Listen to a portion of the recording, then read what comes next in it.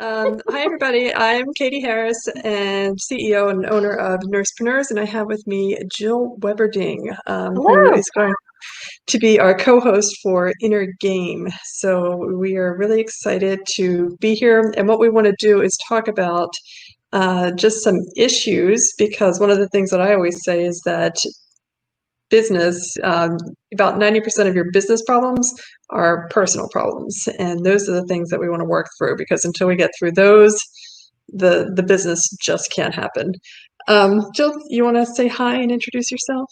Hi, I am Jill Weberding, and I've been an oncology nurse for more than, 22 years now.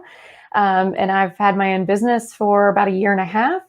And I 100% agree with Katie that I would probably even say more. I think it's more like 97.3. I think 97% of 97 point. the issues that you have starting a business is related to inner game. Yeah. I'm super excited to be co-hosting with you. All right. So, Jill, I was telling you, we were talking about this before, just offline. I get a lot of emails. Nurses will send me emails and give me reasons why they can't start a business. I have one email here in particular that I want to talk about, and maybe you can give us some thoughts and insights on this. Sure, let's All do right. it. I'm really jealous of your camera. I'm going to get my camera out or the lighting's going to get fixed on this. All right. So the email says, the most exciting thing about starting my own business is the ability to work for myself, creating my own schedule that works for me. I don't really work from home. Like, some people don't want to work from home. That's true. It's true. I like getting out there. I love people. Income expectations to me are the ability to survive. That's always a good income expectation, and to take vacations. I like this person. Okay, Survive and take speaking my vacations. language. Yeah, Find I'd a love beach to bring somewhere. I'd love to bring home $10,000 every month, and that way I can get my student loans paid, work on getting my house paid off. At the rate I'm going, I will work until the day I die. I love nursing. It's the core of who I am. I'm a fixer and a caregiver, and I want to make a difference. But I am, in bold letters, I am terrified of being a complete failure. All right. So there's a lot to this email that we need to talk about. So many things inside there, those few sentences. Yes. I would venture to guess that a huge portion of our listeners are or watchers are like identifying with this email. Like they want to do something, they don't know exactly what it is. And so when you have an idea, like you're immediately into some direction. I think that's a little bit easier. When you really don't have like know what your thing is or what you want to do, sometimes you do have to start like by what you don't want to do, which I think is, helpful that she immediately, laid a couple of those things out. Yeah.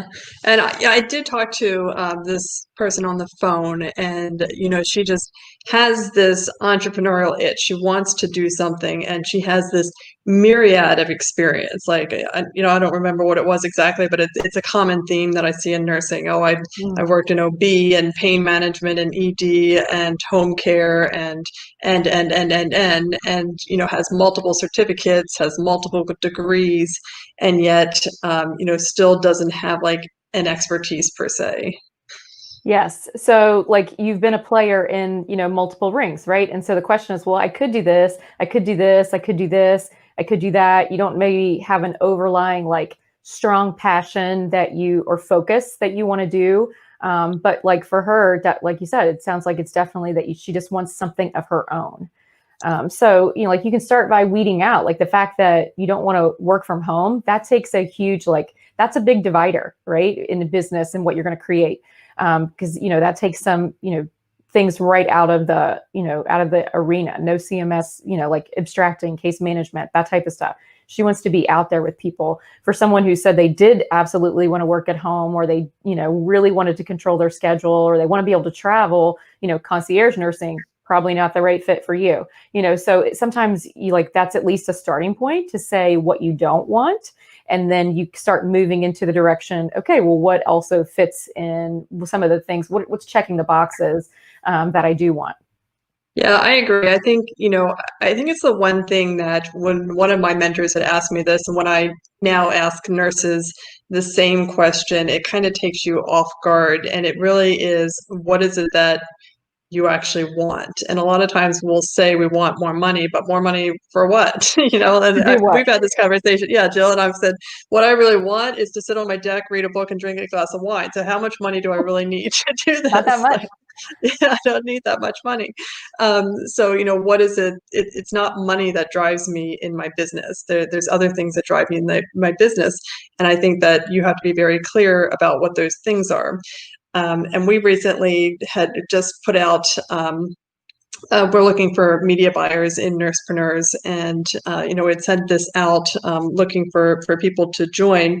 And one of the things that I'd said was that I had bought this book on media buying, and as I'm reading it, I'm just like, oh my God, I hate media buying. Absolutely Yes. hate it. Like, I'm not detailed oriented. I don't like all this tagging crap and the pixels and this and this and this.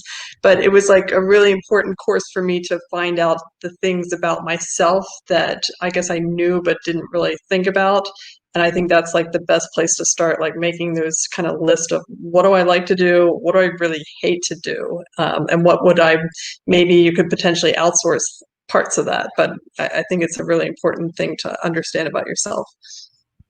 Totally agree. Like you have to know the things. And what happens is if you have, I have some of those, issues too, where like there's just a piece of it that I absolutely hate, like on the business side, like learning sales funnels and learning, like I don't, email campaign. I didn't want to do that. Like even if I like tried to do it, it's absolute painstaking drudge work. And it's a huge time suck because I'm not really excited about it.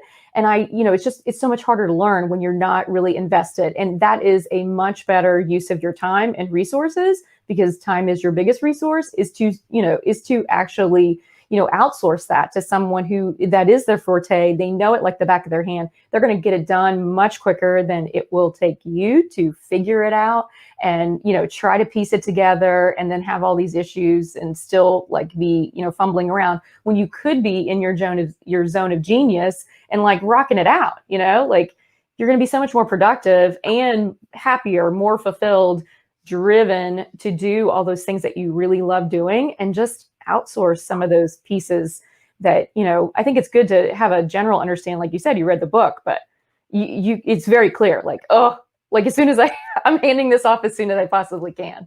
Yeah, no, I tried to do my own tagging, and I even downloaded a few things, and I'm like, oh, this is not happening. Yeah. It just ain't. And so Um, instead of trying to force yourself to do that, like instead of trying to force yourself, it's like forcing a square peg in a round hole. Like why not just stay in your zone of genius and, pull in some people, whether that's, just like an outsourced single job or, part-time or very part-time, to do a couple of those pieces to get you going, as opposed to using that. A lot of times we use that as a procrastination tool. Well, I don't really know this. I need to go learn this, right? yeah, You're like, you're not getting anywhere. Well, it's because of this one thing that I hate that I can't seem to get. Well, outsource it. You'll be moving. yeah. No, I've had nurses get hung up on their business name, and you come back like 2 months later, and I'm like, and the nurse What's is like, oh, happening? I can't think of a business name, and I'm like, oh my God, we're gonna move on. You had this problem, didn't you? Oh my gosh. I was stuck here for so freaking long. Like, why? Actually, And here's the thing. Again, the reality is it had nothing to do with the name. It was a procrastination tool, right? Like we're using that as indecision a lot of times as a procrastination tool, whether like recognize it on the surface. Like if you really sit in the silence and really think, what is it? Why is it that I can't come up with something that I just really love, or that like it's not important. You're focusing on the wrong details. And I was focusing on that because that was easier than what I actually needed to focus on, which was the solution and my offer and putting myself out there and what am I going to do versus what I'm going to call that, right? So, I think we use it a lot of times as a little defense mechanism to procrastinate. Yeah, no, definitely. So in this case, with this nurse in particular, so she doesn't want to work from home, and like you said, that knowing the things that you don't want, I think is just as important as knowing the things that you do want.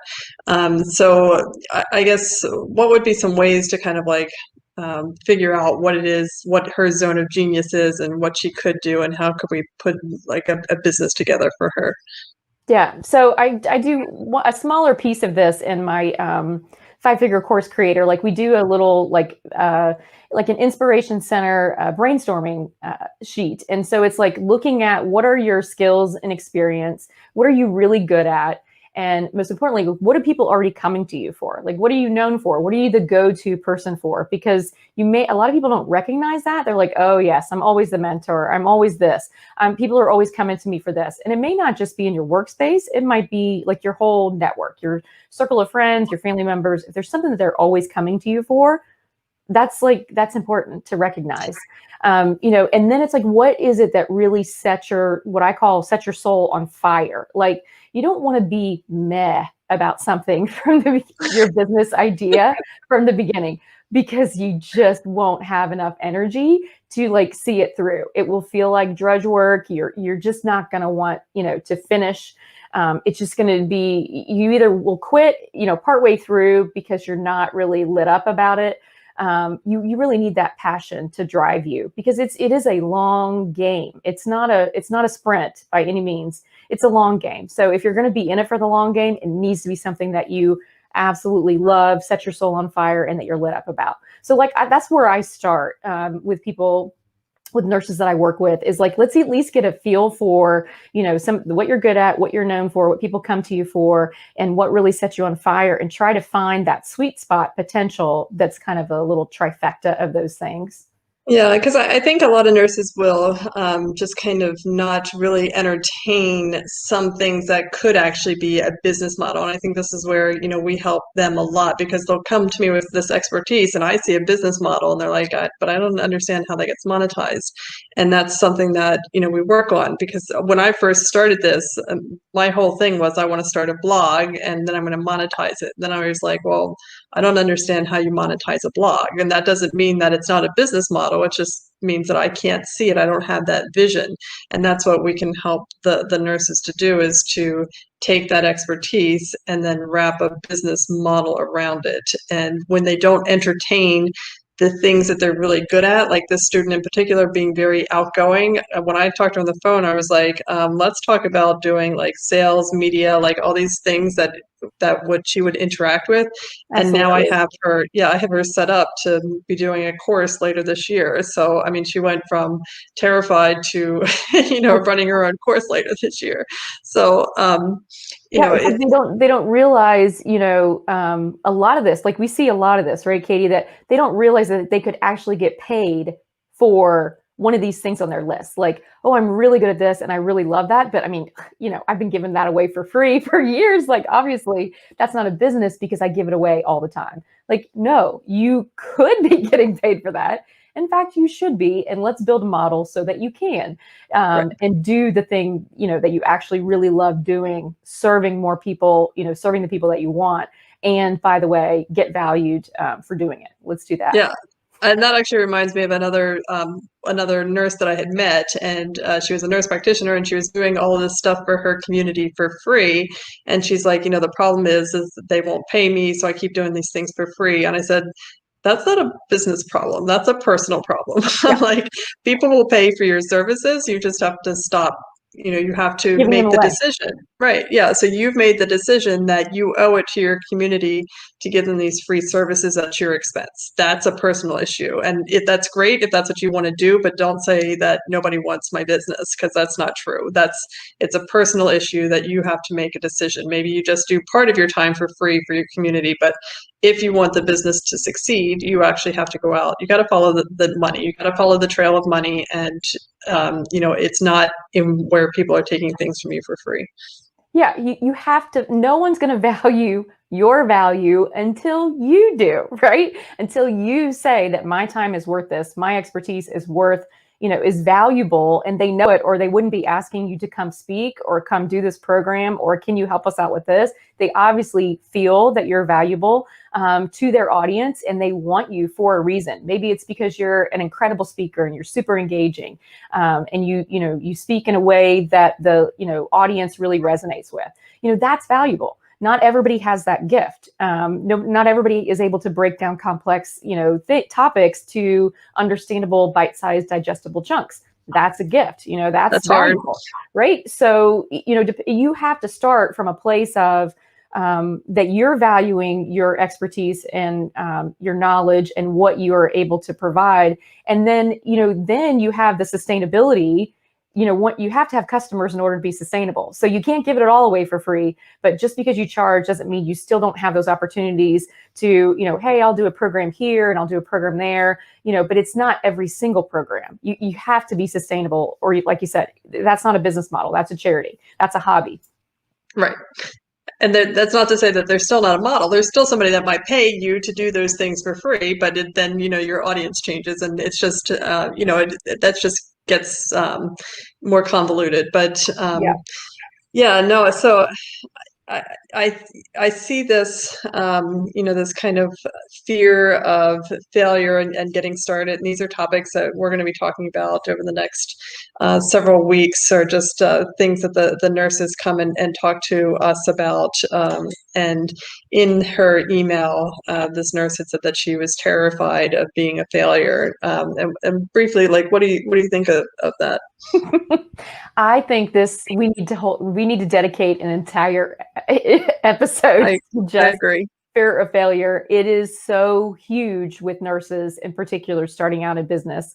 But the short answer to that is, if you're not failing probably about 40% of the time, then you're not growing. You're not taking enough risk. You're not trying enough things, because it just comes with the territory.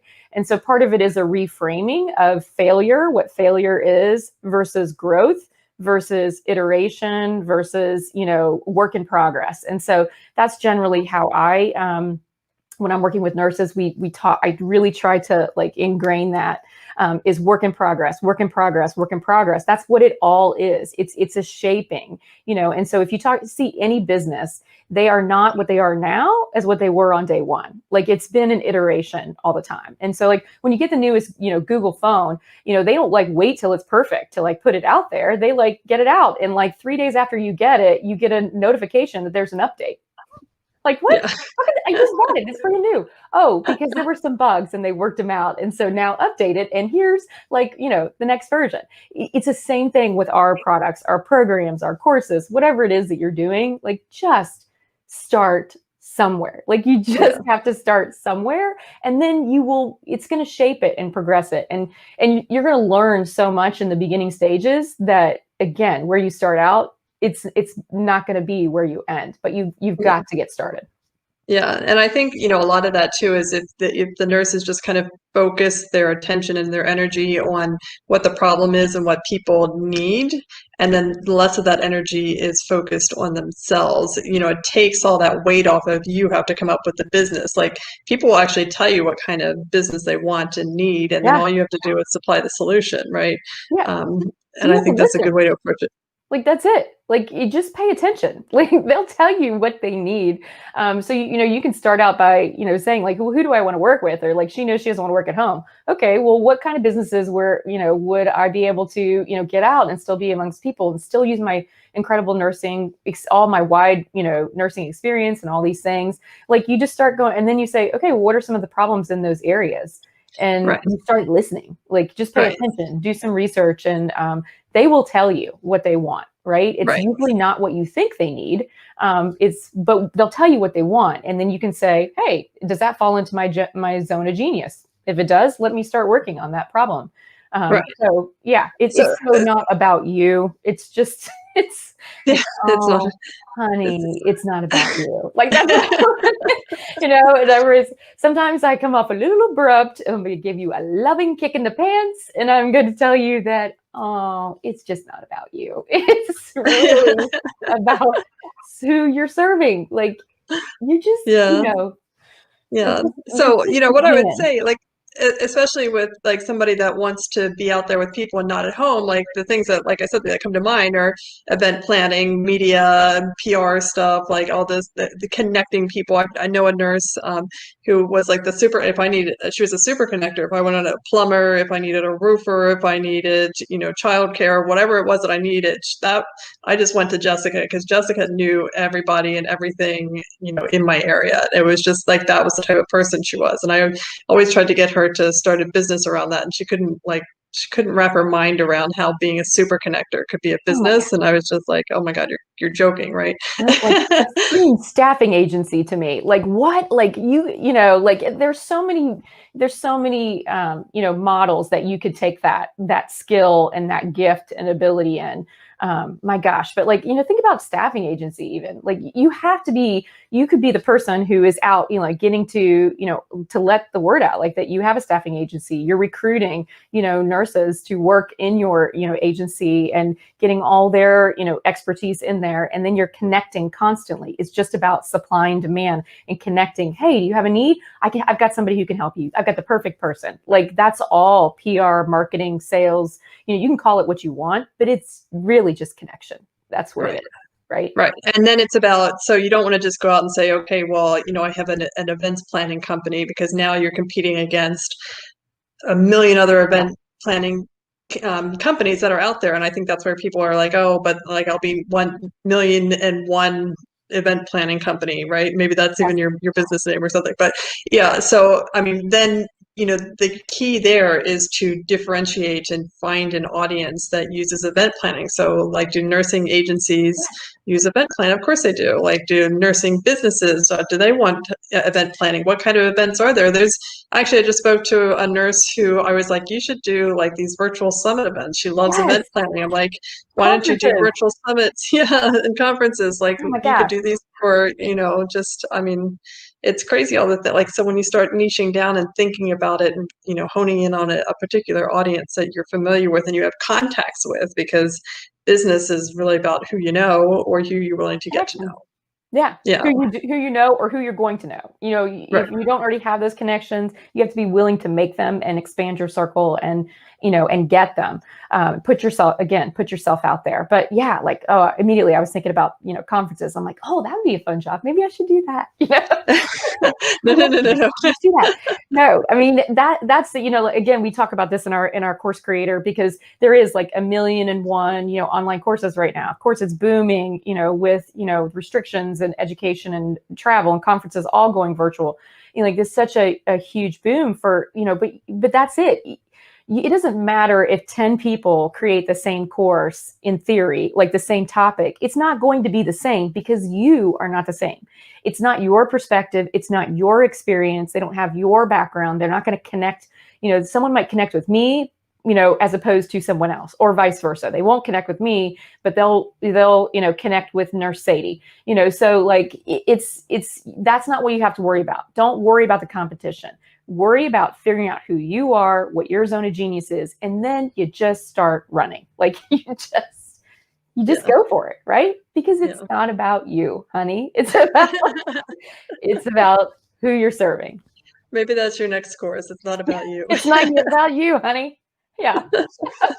So I think those are really, really important points. All right, Jill. So maybe we should just kind of sum this up, and we're going to have this as a weekly call that we do. And if you guys have questions, you can certainly type them in, and we'll be happy to answer any questions. Or if you want to send either one of us emails, if you want to send me an email, actually, I put my email in the post. You can send us your questions, or if you want us to talk about a particular topic, I think that would be great as well. Yeah, that would be fun. So for me, if we started out again, summarize like from the place of indecision, you've got an entrepreneurial itch, you don't know what it is, you have a wide range of nursing experience. If you really don't know decide what kind of lifestyle or what it is that you do want. Fill as many of those factors in as you can, and then also list if there's something specific that absolutely is a no-go for you. If there's something that is a total hang up, roadblock, not going to do it, don't want to stay, don't want to work from home, list that on there, because that will start narrowing, the range of what you're looking for. And then really, sit down, take the time. It doesn't take a ton of time, but take a little bit of time and just work on, map out your what it is you really set your soul on fire. What is it that people come to you for all the time, that you're already doing those free programs for, that you're already doing those projects at work for, all those things, whether it's at work or in your personal network. And then what is it that you really are good at, that you really, that you just naturally comes easy? Is it speaking? Is it, putting frameworks around things? What is it? Like, list all those things and let's look for, that little sweet spot potential. Yeah, that's what we did with Juanita. She came to me and she wanted to be a health coach, but she was really kind of like down about it. She was just like, yeah, I want to be a coach. And I was like, okay. Something's not matching. And that's it. Like, sometimes what we think, I have found this for sure. What you think, sometimes what you think coming into it, once you actually put it down on paper, it doesn't match. Like, right? It doesn't add up. You're like, well, I say I want to do this, but I really hate this. And I'm like, well, that's a critical piece of that. So that may not be the best avenue for you to go down. Let's think about, what are the parts of that you think you really like? And, is there another area that you can use those skills and Right. Yeah. And so when we started, one of the things that had come up with Juanita was, somebody had some tech questions and I was like, I don't really know the answer to this. And she like lit up, like it was ridiculous. She was so excited and animated. And I was like, Juanita, why don't you just do that? Yeah. Yeah.